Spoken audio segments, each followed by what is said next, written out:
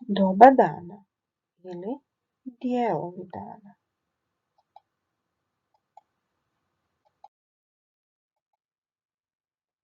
Ako zamislimo da je jedan dan, jedan cijeli dan, jedan krug, onda možemo dan ili taj krug podijeliti na svijetli i tamni dio. Svijetli dio dana je ono što nazivamo dan, a tamni dio dana je noć. Jedan dan dijelimo na svijetli i tamni dio dana. Tamni dio dana završava kada sunce počinje izlaziti.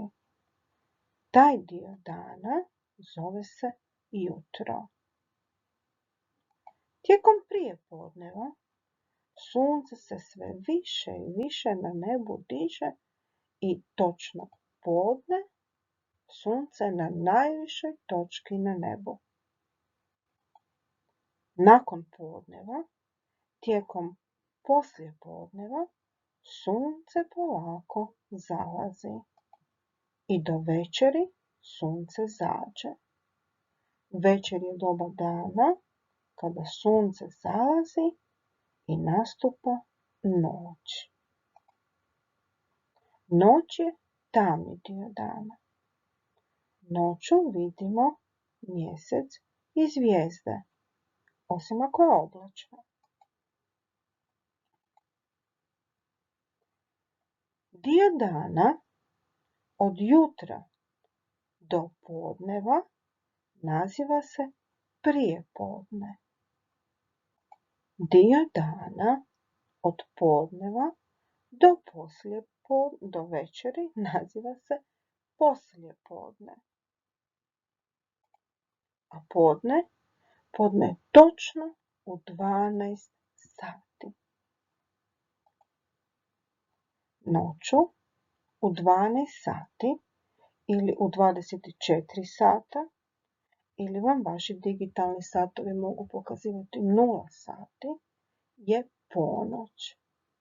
Ponoć je pola noći. Jutro je doba dana kada sunce izlazi. Tada kažemo dobro jutro ili dobro jutro.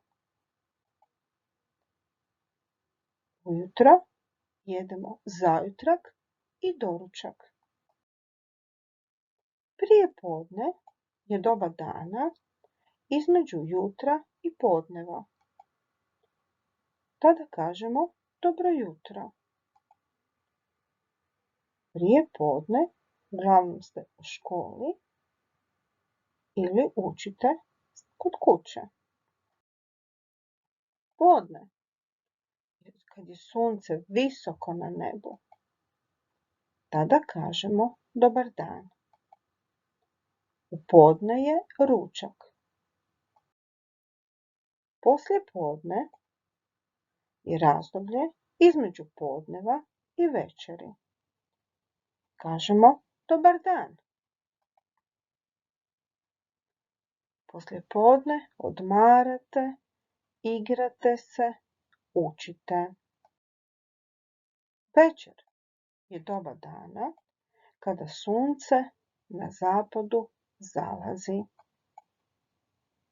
Tada kažete dobra večer ili dobro večer. Navečer jedete večeru, gledate televiziju i čitate. Noć, to je tamni dio dana. Tada je mrak. Kažete laku noć i odete na spavanje.